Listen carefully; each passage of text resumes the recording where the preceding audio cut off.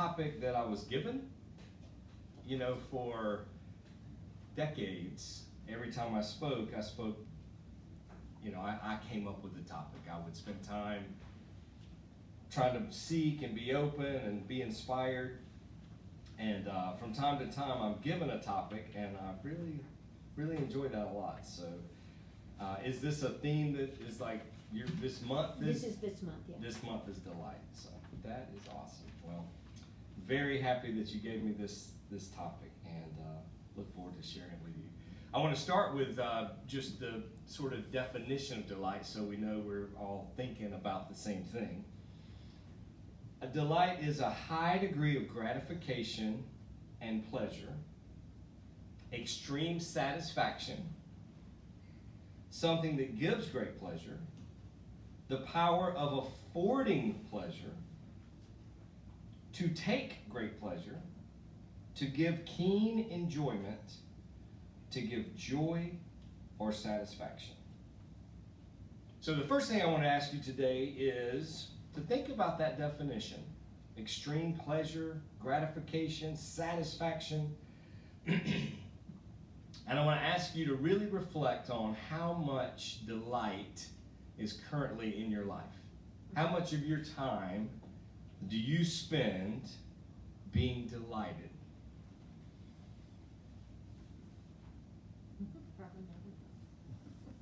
So there's room for more. Good, so we have something to talk about. Next question to you, and I'm really asking you to think about this. Is it up to you? How much of your delight in your life do you get to decide? Because if you don't have agency over the delight in your life, then really there would be no reason for us to talk about it. But I believe we are responsible for how much we delight in life, how much delight we bring to others. And so the things we talk about today, we can actually improve the quality of our lives by improving the level of delight that we enjoy, that we experience, that we give to others. A high degree of gratification or pleasure, extreme satisfaction, keen enjoyment, the power of affording pleasure.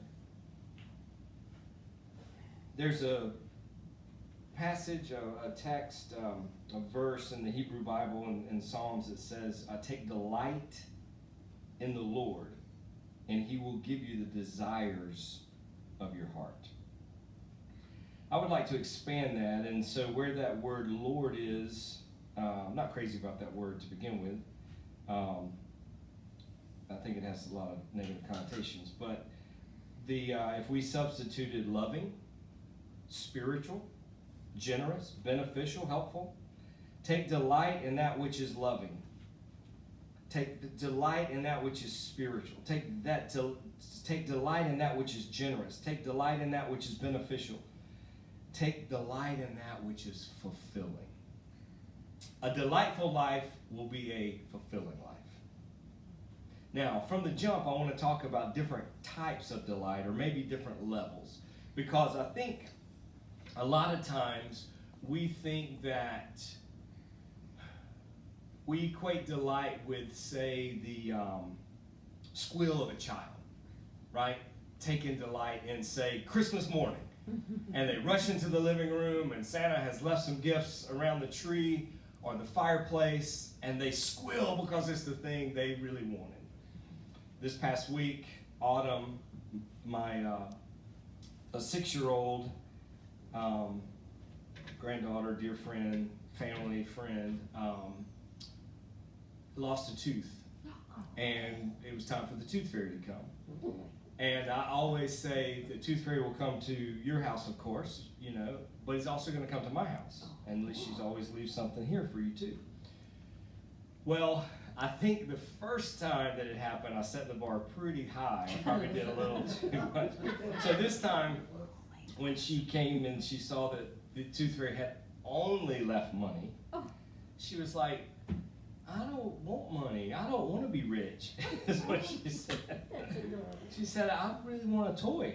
So I said, well, you know what? I can write the Tooth Fairy a note and see if she'll exchange a toy. Oh, well, the first thing I said is, well, we can take that money and I'll take you and we can go shopping right now and you can buy a toy.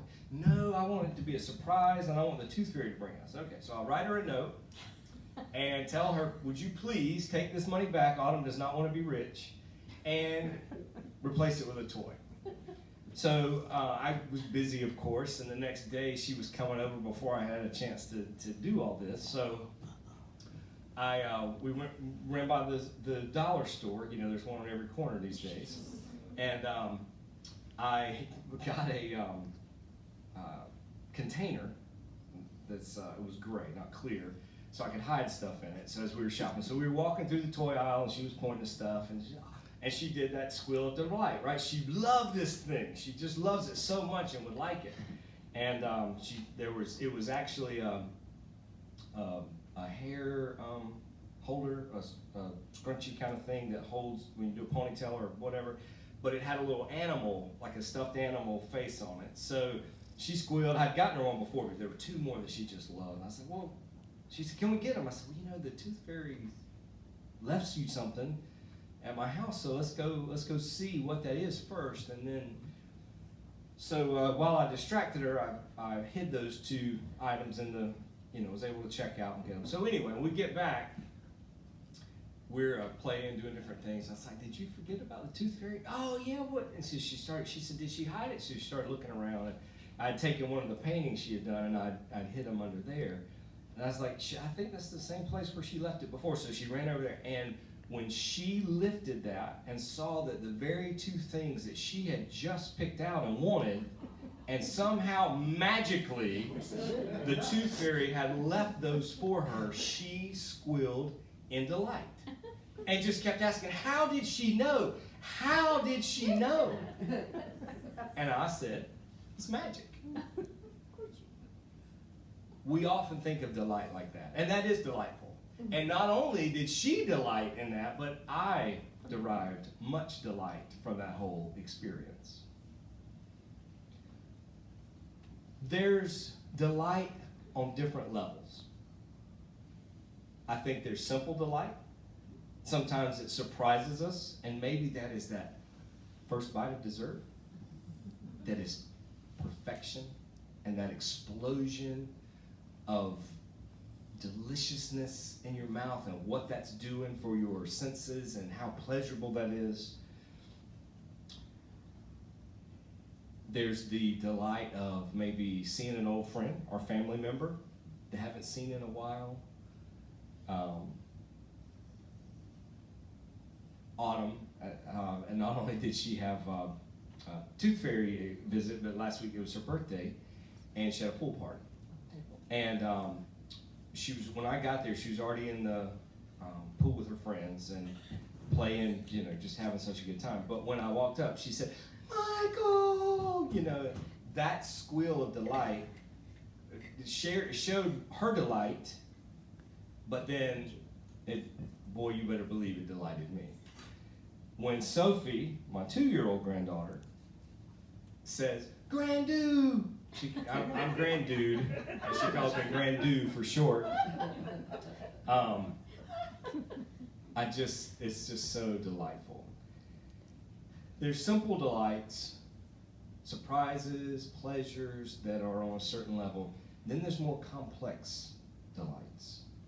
This says delight has to do with gratification, pleasure, of course, but also extreme satisfaction, fulfillment.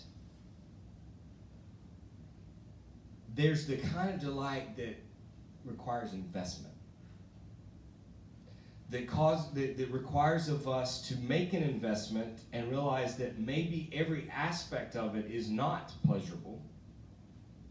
There's work involved. There's investment, there's effort, but it leads to a deeper level of delight. Maya Angelou says, we delight in the beauty of the butterfly, but rarely admit the changes it has gone through to achieve that beauty.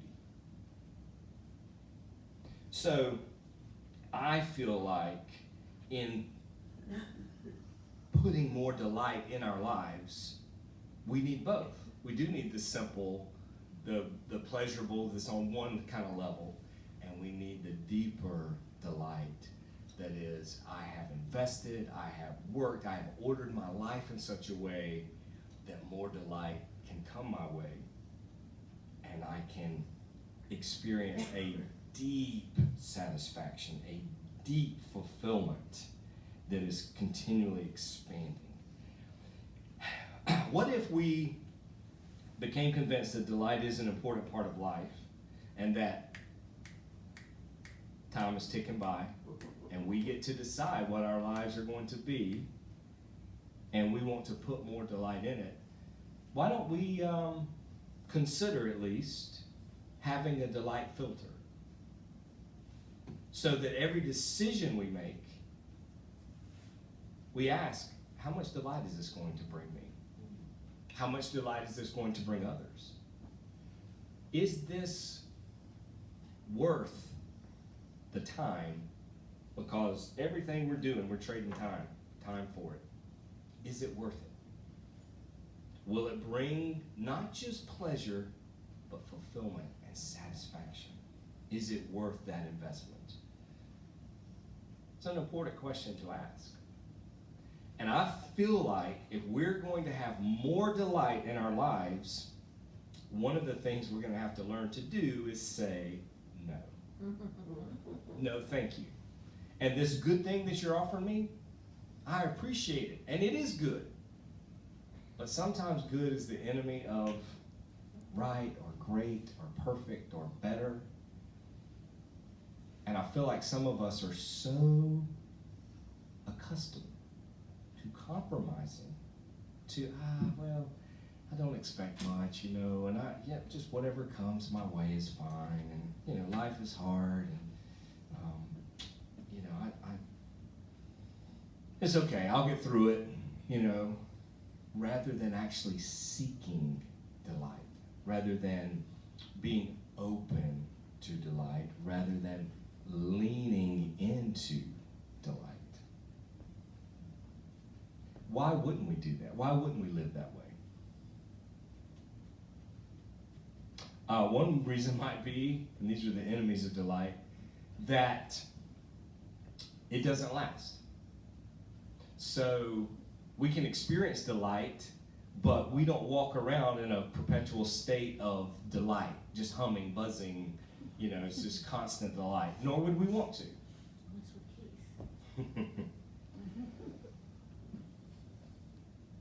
So maybe we don't trust delight. And maybe delight has been a part of great disappointments in our lives. Maybe we were experiencing delight and someone came along and just smushed. Yeah. Who do you think you are to be happy like that? What do you think you're doing? Don't you know your place? So we begin to distrust delight, and it begins to scare us, and we begin to think, the safe place is not to put myself out there. The safe place is not to experience delight, because if I'm experiencing that, it's going to trigger other people, other parts of them that are envious of it, or whatever their deal is, and they're going to come along and try to rob us of that delight. Maybe you are such a people pleaser, such used to relating in codependent ways, that you can't even think about your delight, you're just thinking about others. I'm here to tell you that the delight that you are able to give others is going to be directly related to that which you are able to experience yourself. If you will lean into delight, if you will allow yourself to experience delight, you'll be able to, first of all, it'll just happen organically. They'll be around you and they'll be delighted just because of your delight. But then you'll be able to share so much more and bring delight to them. If we do the work of recovery, of healing, of growing and evolving and expanding and becoming more soulful and loving and kind and delightful, we do that work, we fill that love tank, we have so much more to give. And we will make others' lives so much better, so much more delightful because of the investment that we've made into ourselves. So the first level of delight is all of those things I've mentioned as it relates to us. I think the second level is the delight we bring to others. This says, high degree of gratification or pleasure, extreme satisfaction, to take great pleasure, but also to give it. The power of affording pleasure. The ability to give delight. Love does not delight in evil, but rejoices with the truth.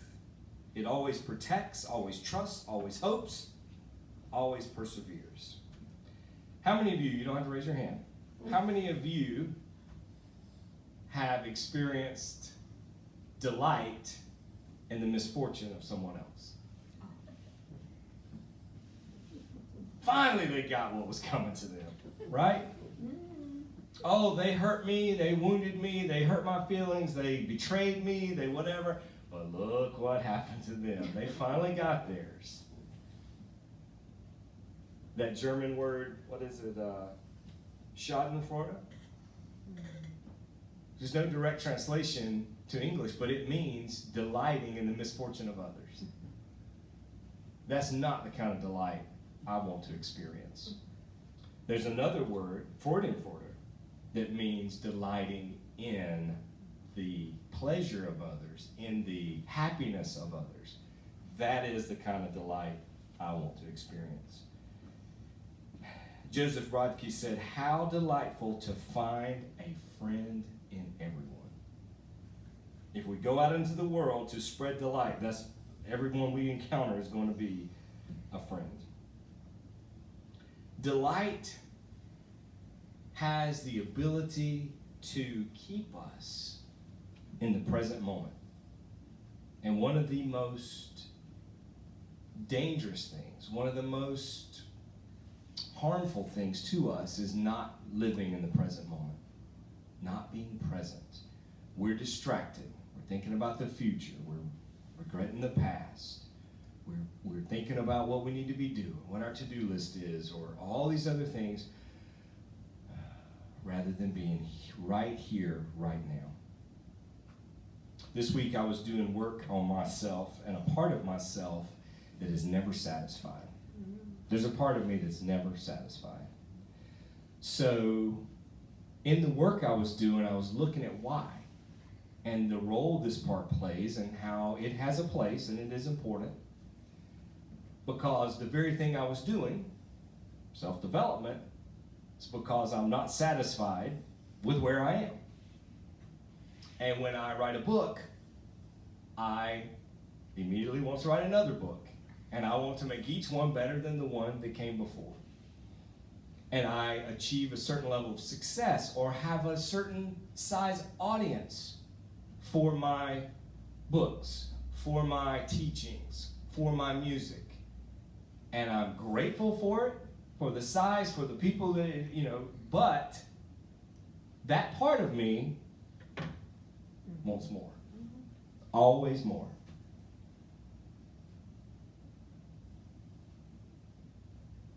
And I begin to see, if in the wrong place, if given the wrong emphasis, what a thief that part is. Because if that part of me is out of balance, it's not just encouraging me to do more or achieve more or be a better person, but it's never satisfied. And so when I'm in the very moment that I should be delighting, it's saying, oh, but there's more to do, there's more to achieve, there's more to become, there's more.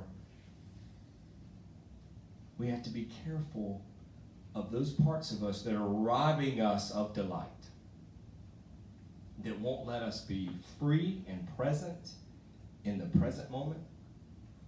I've mentioned my grandchildren. They help me be in the present moment, to play, to enjoy life. When my children were small, same thing. And one of the great pleasures I had was in tucking them in at night. And the conversations we would have, the stories we would tell, letting them tell me about how they're feeling in their day. And it was one of the highlights of my day, was to do that. And in my son's bedroom, there was a little alcove where his bed was. And I took a pencil and we started just writing on the wall above where his bed was. And it's still there, and there were things that would come up, and he was into skateboarding, Tony Hawk. And he had Tony Hawk t-shirts and skateboards and everything. And so one night I wrote, I think Tony Hawk should wear Micah Lister t-shirts. And Ashton Kutcher's, I don't even know what show it was, but he was doing the farm hand at the time. It was some, and so we drew the farm hand, and we just, all kind of things that were just so delightful and so much fun, and I think gave safety, security, better night's rest to my son, and it definitely did so much for me. Being present in the present moment. If we're delighting, we are present. If we're not delighting, we're probably not present. Another real important thing I would encourage us to do is surround ourselves with other delighters. If you want to be better at delighting, get around some people who delight in life, who get the most out of life, who enjoy it, who are delighting and are also delightful. And I promise you it'll rub off on you. I promise they'll be an example and they'll help you learn how to do it more. There's a concept, I hope it's not literally true, but it's sobering, that we are really only the sum of our 5 closest people in our lives. We need to be careful of the company we keep. And if you're spending your time around people who don't know how to delight and who can't delight in your successes, in good things that happen to you, should you be hanging around them? Robert Frost said, "A poem begins in delight and ends in wisdom." I like that. I think there's a lot of truth to that. But this is what I wanted to say. This is what I want to live. This is what I want it to be. A poem or a life or an experience begins in delight and ends in wisdom and delight. I don't think to gain wisdom we have to sacrifice delight, especially if we delight in wisdom, especially if we delight in growing and evolving and experiencing these things. So what if our lives could begin with delight and continue and ultimately end with wisdom and delight? I have been writing novels for nearly 30 years. I have been writing songs for less than 3 years. And you would think that the songwriting, which is new in middle age, something new, would be the more delightful experience. It's shiny and new and fun. I've never done it before, and it's so gratifying of a feeling. I love it. But it is no more delightful than writing my novels or getting to share with you today. take delight in those things, in developing my gifts and sharing them. My point is, if we can do something for 30 years and it be just as delightful as when we began, and just as delightful as something new we're doing, I think we're on the right track when it comes to delight. I really do.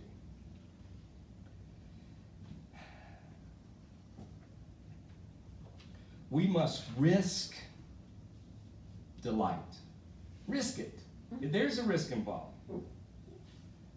We can do without pleasure, but not delight, not enjoyment.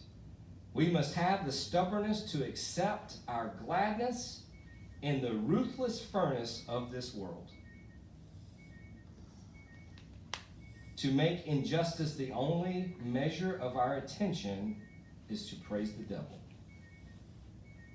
It's by Jack Gilbert. And sometimes I do think we are so focused on the injustices of the world.